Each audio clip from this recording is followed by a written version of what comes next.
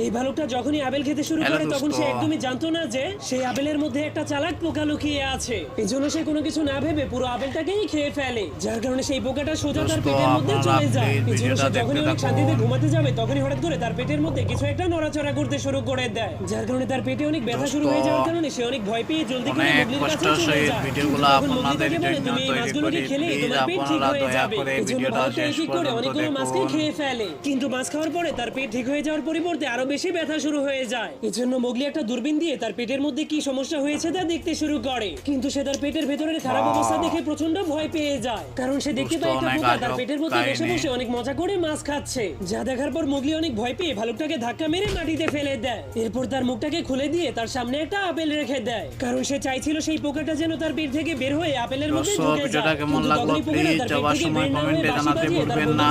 তার পেটের মধ্যে ঢুকে নেয়। আমার চ্যানেলটা সাবস্ক্রাইব করে যান।